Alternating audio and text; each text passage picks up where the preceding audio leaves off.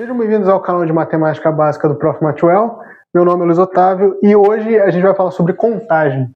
Mais especificamente, a gente vai resolver dois exercícios consideravelmente simples de contagem.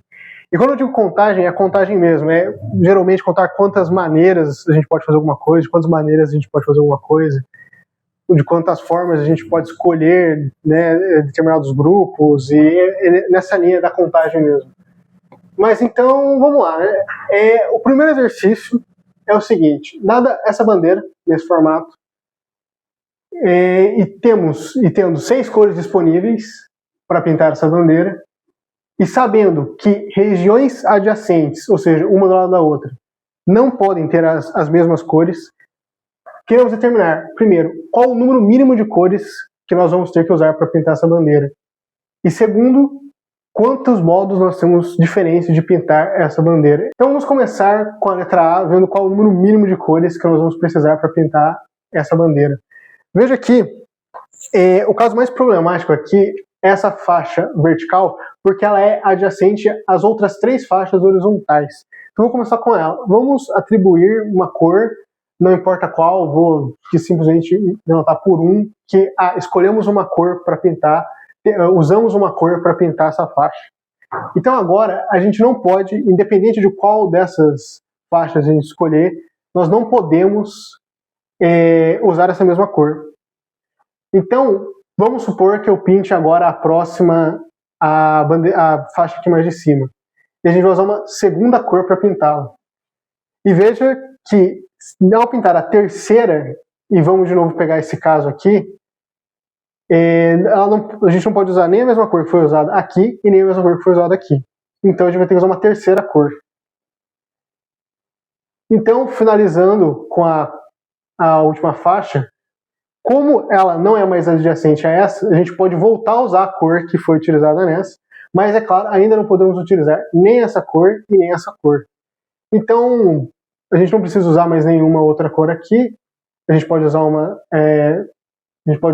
essa daqui mesmo, e, portanto, o número mínimo de cores que a gente vai precisar é de 3 cores.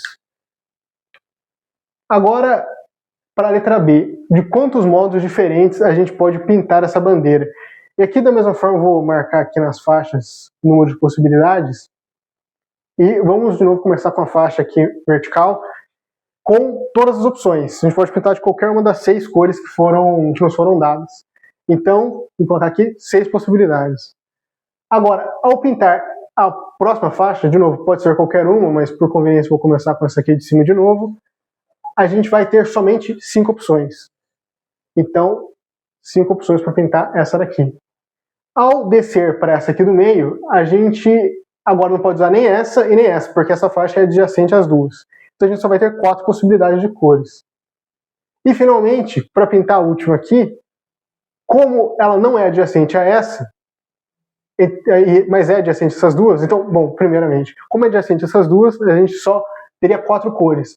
Você poderia pensar, mas não são 3, porque a gente já usou outra, mas como a gente usou a outra nessa faixa, que não é adjacente a essa, a gente pode repetir. Então aqui são mais 4 possibilidades.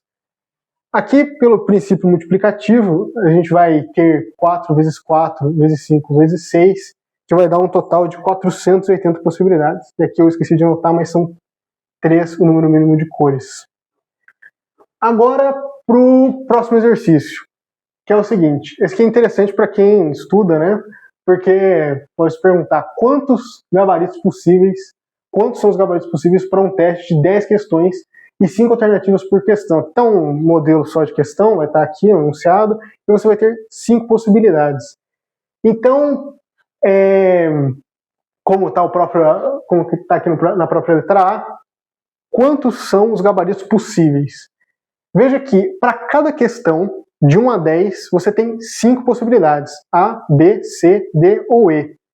Então, a gente vai escolher 5 para a questão 1, e 5 para a questão 2, e assim sucessivamente até a questão 10, de tal maneira que o número total de possibilidades será 5 vezes 5 vezes 5, 10 vezes, que é 5 elevado a 10.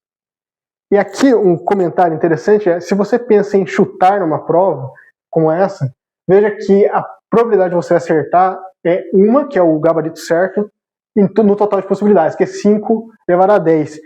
Isso dá um número baixíssimo, que é, fazendo pela calculadora, 1,024 vezes 10 elevado a menos 7. Isso aqui é um número praticamente impossível você acertar, gabaritar a prova só chutando, basicamente. Mas vamos para a letra B. Em quantos desses gabaritos aparece o A exatamente uma vez? Então veja, como o A tem que aparecer uma vez, a gente tem que tomar a decisão de que em uma das 10 questões ele tem que estar. Então são 10 possibilidades para o A aparecer em uma dessas questões. Agora, perceba que, como o A não pode aparecer mais de uma vez, todas as outras questões só vão ter 4 possibilidades. O B, o C, o D ou o E. Só que isso 9 vezes. Então a gente vai ter 4 elevado a 9. E esse é o resultado final. Esse é o total de gabaritos que a gente vai ter. E finalmente, para a letra C, em quantos desses gabaritos não aparece o A? Quantos deles não tem o A? E aqui, mais uma vez, é você considerar que você tem 4 possibilidades para cada questão. Uma vez que você está tirando, que está omitindo o A, você vai ter, pode ser o B, C, o D, o E. E então é basicamente 4 por questão, 10 questões, 4 elevado a 10. E é isso.